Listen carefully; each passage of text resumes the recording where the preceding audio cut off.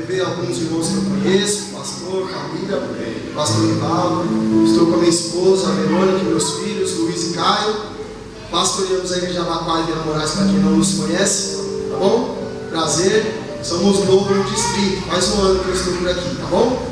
Mas nos veremos mais algumas vezes, tá? Olha só as Bíblias em Efésios capítulo 4, versículo 32. Nós vamos ler apenas um versículo e vamos orar pedindo a graça de Deus, tá bom?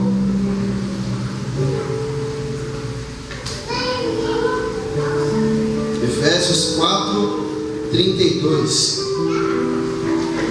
A palavra de Deus diz assim, ó: antes, sede uns para com os outros benignos, compassivos, perdoando-vos uns aos outros, como também Deus em Cristo vos perdoou. Amém? Efésios 4, 32. Amém? Depois, quando você sentar, você risca na sua Bíblia, tá bom? Feche os seus olhos em nome de Jesus. Deus, nós nos alegramos aqui, cantamos louvores a Ti. Nós estamos aqui para ser ministrados e pedir ao Senhor um ano de bênção, pedir ao Senhor direção por esse ano que se iniciou. E nós temos a certeza que, da mesma maneira que o Senhor operou na semana, o Senhor tem grandes coisas para fazer também por nós nesse dia. Pai, usa a minha vida, fala com a tua igreja, fala com esse teu povo que o Senhor ama mais do que eu mesmo os amo. E eu tenho a certeza que por isso, ó Deus, o Senhor há de fazer grandes coisas pela tua fidelidade. Usa a minha vida, eu te peço, em nome de Jesus. Amém. Fique à vontade, irmãos. O pastor me passou a conversa de falar sobre perdão, tá bom? E o tema eu coloquei como: cura-me, Jesus, eu preciso ser livre de rancor. Olha, eu peguei um tema, eu acho que eu quis até fugir. Qual foi o tema hoje, pastor? Isso aí. Libertação. Ontem eu quase apareci aqui para pregar perdão. Nos últimos minutos eu falei: será que é hoje ou é amanhã? Aí eu liguei, perguntei para o pastor: olha, é amanhã. Porque graças a Deus. Mas veja só, nós veremos de fato se essa palavra surtiu um efeito em nossas vidas, se nós sairmos daqui com uma visão diferente. Amém. Porque falar de perdão é algo que vai te constranger, como me constrange, tá bom? Vai mexer com você, vai mexer com nós, porque é um assunto que não é fácil. A igreja nesse século ela tem tentado lidar com alguns argumentos da qual não se aparentam, não aparece, nem chega perto daquilo que Cristo vive, daquilo que Cristo quer para a igreja, daquilo que Cristo ensinou à igreja, tá? Então nós vamos sentir um pouco desse aperto aí do Espírito Santo. Amém? Amém, amém, irmãos? Amém. Graças a Deus. Então veja só, quando nós olhamos para a palavra de Deus, desde Gênesis a Apocalipse, o assunto do perdão ele está assim em grande foco, tá? Nós temos muitos exemplos, muitas situações da qual nós vamos vendo pessoas se dando bem por perdoar, outros sofrendo mais do que deveria por guardar rancores, mágoas, e isso vem se estendendo até os nossos dias. Nós sabemos que isso acontece em nossa casa, na nossa família, na nossa igreja, no nosso trabalho, na escola. Hoje na vida do cristão olha, eu preciso apenas suportar, que ele fique lá e eu fique aqui e tudo certo. Mas não é isso que Cristo ensinou para nós. Então nós precisamos voltar um pouco para Cristo nessa noite e entender que nós precisamos ser tratados pelo Espírito Santo e liberar perdão. Tá? Eu sei que nós queremos um ano abençoado. Eu tive um exemplo há 3 semanas atrás de uma irmã que já fazia mais de anos que não tomava ceia. Eu falei: mas irmã, você está se prejudicando muito. Ela: mas eu não consigo liberar perdão. Eu falei: irmã, toma ceia, é o seu menor problema. Porque se nós não liberarmos perdão, como nós seremos salvos? Se nós não vivermos de fato como Cristo viveu, como nós obteremos uma salvação de Cristo? Falar de perdão olhando para a Bíblia é muito fácil, é teórico. Na prática, não é fácil para vocês, não é fácil para nós que somos pastores, não é fácil para as irmãs que estão aqui quando os irmãos não querem lavar a louça. Não é fácil. Falar de perdão é simples. Olha, nós temos que perdoar, porque Deus perdoou, Cristo nos perdoou. Mas quando nós temos que de fato colocar em prática, nós não conseguimos. Isso nos incomoda. Veja se você já não se deparou com algumas situações assim. Quando nós vemos aquela pessoa que nos machucou, nós ficamos sem graça. Nós ficamos constrangidos perto dela. Nós não queremos ficar tão à vontade, queremos sair de perto dessas pessoas. Nós não conseguimos viver, porque 24 horas nós pensamos nas pessoas que nos machucam, nas pessoas que nos ofenderam, nós pensamos naquilo que nos falaram, nós pensamos naquilo que nos atingiu, naquelas pessoas, mas não tiramos isso da cabeça, sendo que aqueles que nos machucam, muitas vezes estão vivendo tranquilamente, mas por nós, muitas vezes não liberarmos perdão, nós sofremos, ficamos remoendo isso. O pastor falou de nós, falou isso da igreja ABC, falou isso lá com o pastor Jefferson, e nós não conseguimos viver o amor e a palavra de Deus, e isso mexe com a gente. Nós precisamos sair disso, igreja. Nós precisamos receber de fato essa graça que é o perdão na nossa vida. Então desde já, vai aproveitando, vai olhando para dentro do teu coração, vai esquadrinhando ele. Ó, quando a palavra de Deus fala esquadrinhar, é andar conhecendo cada canto. Nós não conseguimos andar de olho fechado na nossa casa? Olha, levantou de madrugada para beber água, a gente vai de olho fechado, nós acendemos às vezes luz. Nós temos que fazer isso dentro do nosso coração. Nós temos que fechar nossos olhos e falar: olha, eu de fato, será que eu me conheço? Será que eu não preciso liberar perdão para alguém? Será que eu não tenho que chegar na pessoa que eu amo, na pessoa que eu estou me afastando cada vez mais, muitas vezes bobeira? Porque você quer saber uma realidade? Olha que eu estou falando de perdão, vocês vão me perdoar só no final, tá bom? Olha, nós achamos que nós só apanhamos.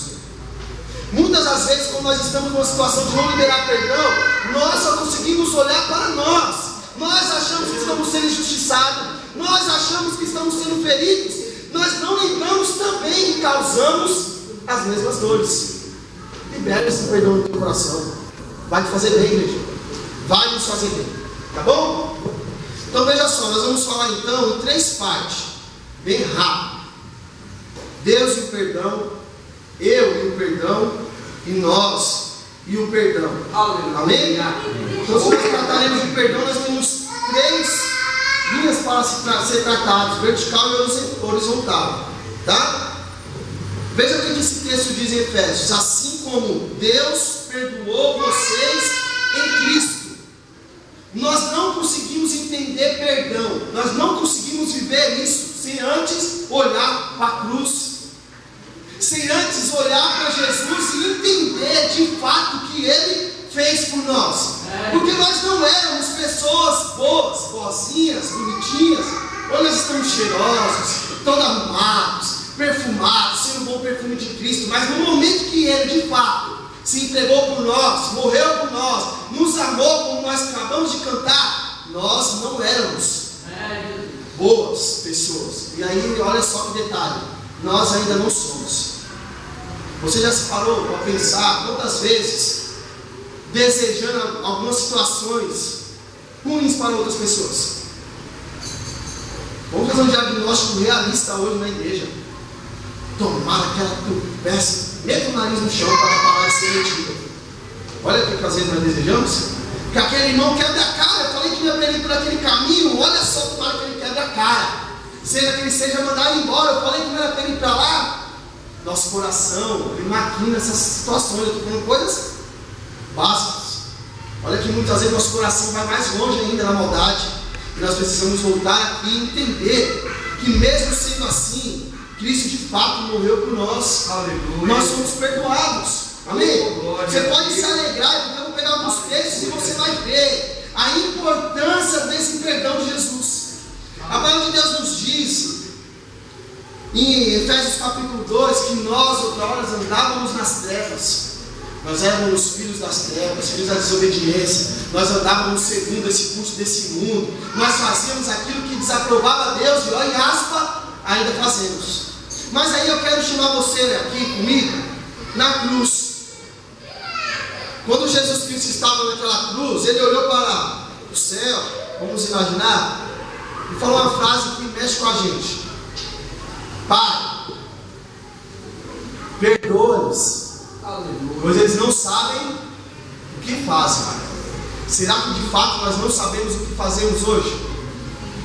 Veja só o que Pilatos falou depois, antes, né? Olha, eu não sou responsável pela morte deste homem. Isso é com vocês. E o povo responde que o castigo por essa morte caia sobre nós e nossos filhos. Nós matamos, nós não estávamos de fato presentes lá, mas se estivéssemos, estaríamos falando as mesmas frases. Nós merecíamos aquela morte, nós merecíamos aquele castigo, nós precisávamos ser pisados, massacrados por causa do pecado, mas a palavra de Deus nos diz que Deus, em Cristo Jesus, nos perdoa de todo o pecado. Aleluia! Quer entender o perdão? Primeiro olha para Jesus. Entenda que nós não somos pessoas boas, nós somos pessoas más, nós precisamos desse perdão. Nós somos rebeldes, mentirosos, traidores, rancorosos, soberbos, covardes, desobedientes, egoístas e por aí vai. Nós temos esses sentimentos que afloram dentro da gente 24 horas. Quantas as vezes nós não se pegamos fofocando para o irmão? Nós queremos que ele nos perdoe. Tem uma história que logo quando eu comecei meu ministério, eu comecei a trabalhar com um rapaz que era do PCC. Começamos a criar amizade, começamos a entrar naquele núcleo, e aí começamos a trabalhar e conseguimos tirar pela graça de Deus junto com alguns irmãos da igreja. Alguns jovens eles foram para a igreja e começaram a sair do crime, começaram a se alegrar na igreja, começaram a se firmar na igreja, e passa 6 meses, passa 8 meses, ele chega e fala: olha pastor, missionário, né? Eu quero casar, eu quero acertar minha situação, eu quero servir a Deus, eu não quero mais minha vida passada. Então nós começamos a correr atrás de dar entrada no papel, de casar eles, tudo certinho, e deu um problema na certidão de nascimento da sua esposa, que já era amigável, já tinha filhos. E aí, com aquelas dificuldades, passa o dia, ele chega em mim um sábado e fala: pastor, deixa eu cantar um louvor na igreja hoje, já estava quase um ano na igreja. Eu falei: cara, canta. Já estávamos conhecendo o rapaz, estava vendo a integridade dele, o seu interesse, graças a Deus está firme até hoje. E ele cantou, e foi uma bênção. Foi uma bênção para ele, para Deus e para alguns irmãos, porque outros, quando acabou o culto, me pegaram pelo colarinho assim, ó, me levantaram pelo canto da parede. Você está louco, não pode, papapá. Falou um monte para irmãos: para, nós queremos a misericórdia, mas não queremos ser misericordiosos. Porque veja só, a irmã que mais me bateu, ela vivia dessa maneira: pastor, agora é costume falar pastor, né? Missionário, Jefferson, obreiro, ó, tenha misericórdia de mim, me ajude em oração, meu filho está assim, coitadinho deles, eu preciso tanto da graça de Jesus, e chorava. Quando foi para se aplicar na vida de um rapaz, taca porrada nele, ele não pode, está errado, ele vai para o inferno, mas não pode. Aí eu penso: nós queremos ser abençoados, mas não queremos abençoar. Nós queremos ser perdoados, mas não queremos perdoar. Nós queremos ser entendidos, mas não queremos entender as pessoas. Essa é a igreja do século 21. E aí nós nos perguntamos o porquê as pessoas cada vez mais sentem vergonha de pisar dentro de uma igreja. Aí nós queremos entender o porquê que as pessoas não querem mais aceitar Jesus. Nós somos aqueles que propagamos o Evangelho, as boas novas, o perdão de Deus, sendo que nós não perdoamos mais. As pessoas que trabalham conosco conseguem perdoar um patrão. Nós não. Nós vamos ficar falando na cozinha do trabalho, no ambiente do trabalho. Nós não vamos conseguir perdoar aquele irmão que falou que nós chegamos tarde com o patrão. Ele é fofoqueiro. O que custava falar que eu cheguei 10 minutinhos só, mais cedo, você não chegou meia hora atrasado? Essa é a igreja que nós estamos vivendo hoje. Mas ainda assim a palavra de Deus nos diz em Romanos o seguinte: mesmo assim Cristo ainda se entregou por nós. Esse é o perdão verdadeiro. Porque eu quis trazer essa história de quem somos, para nós entendermos como é importante a graça do perdão. Sem o perdão nós não teremos a mínima chance de estarmos aqui. Sem o perdão nós estaríamos perdidos. Quando se trata então de entender o perdão, vamos olhar para nós então. Quantas são as pessoas que não conseguem viver mais bem porque não conseguem se perdoar? Essas pessoas até conseguem ser um bom cristão, conseguem amar as pessoas, conseguem amar os vizinhos, conseguem amar os familiares. familiares, consegue amar os irmãos e as irmãs da igreja, é um bom obreiro, uma boa obreira, mas vive magoada, entristecida, porque não consegue se perdoar. Quantas pessoas vivem cabisbaixa, porque se acha indigna de receber essa graça e esse perdão de Deus? Olha aqui que graça maravilhosa. Todos nós somos indignos desse perdão, mas mesmo assim, de fato, nós ganhamos ele. Nós podemos nos alegrar hoje. Nós não precisamos andar mais com a cabeça baixa. Sim, nós precisamos se aproximar de Deus com reverência, com graça, com alegria, mas não com a cabeça envergonhada de achar que é imerecedor também de estar na presença dele. Nós ganhamos esse direito, irmãos. A palavra de Deus nos diz em Romanos 8:1 que não há condenação mais para aqueles que estão em Cristo Jesus. Você tem essa certeza nessa noite de estar em Cristo Jesus? Se você está em Cristo Jesus, nós estamos perdoados. Mas pastor, eu tento viver bem, mas eu erro, eu falho. Não importa, nós temos o perdão de Cristo. Pastor, eu peguei ontem sem querer uma panela, eu fui jogar na pia, só que eu acertei a cabeça do meu marido, eu estou com vergonha de orar. O marido está com a cabeça picada, eu não estou, tá, irmão? Só brincadeira. Minha esposa está me olhando. Não precisamos ter mais essa vergonha. Tem pessoas que deixam de orar porque tem vergonha, porque falhou. Tem pessoas que deixam de louvar, glorificar e adorar a Deus porque falhou. Tem pessoas que abandonam a igreja, fogem da igreja porque falhou. Isso eu não consigo deixar de olhar para Pedro e olhar para Judas. Pedro ficou totalmente envergonhado, constrangido, cheio de remorso, mas um dia olhou para Jesus e nadou até ele e obteve novamente uma vida abençoada. Judas foi totalmente o inverso. Nós olhamos para aquele cidadão como se nós não agíssemos como ele. Todo mundo tem coragem, ninguém coloca o nome de Judas hoje, né? Tem nome de Pedro, João, Paulo, tem tudo que é nome, menos Judas. Mas eu tenho certeza que se aquele homem voltasse e se arrependesse, ele também ganharia esse perdão. Não há pecado que nosso Deus não perdoa. Então, igreja, se perdoe. Às vezes você pode estar anos da igreja, mas com aquela mágoa. Se perdoe e viva com Cristo. Veja a alegria de ter uma vida nova. Olha, se alguém está em Cristo, nova criatura é. As coisas velhas se passaram. Nós somos perdoados. E aí João fala na primeira carta: filhinhos, não pecaram. Mas se caso nós pequenos, nós temos um advogado, irmãos. Esse advogado é Jesus. Amém? Veja só o que diz agora para o fim, a última parte, que eu acredito que é a que mais mexe com a gente. Nós e o perdão. A palavra de Deus diz assim no versículo de Efésios: sejam bondosos, compassivos uns para com os outros, perdoando-se mutuamente. Aqui nós vamos sentir o cara apertando um pouco mais. Olhar para a cruz e entender que nós somos perdoados é maravilhoso. Eu não tenho dificuldade de olhar para a cruz e falar: meu Jesus morreu por mim. E aí eu falo no pessoal, porque não é porque nós somos pastores, nós também não merecemos essa mesma graça. Ele morreu por mim. Aí eu falo no coletivo, por nós. É fácil enxergar isso, a palavra de Deus grita. Mas quando nós olhamos para nós, aí é difícil. Eu já ouvi, e não poucas vezes, mas muitas, pessoas dizendo: eu odeio aquele irmão. Você já ouviu?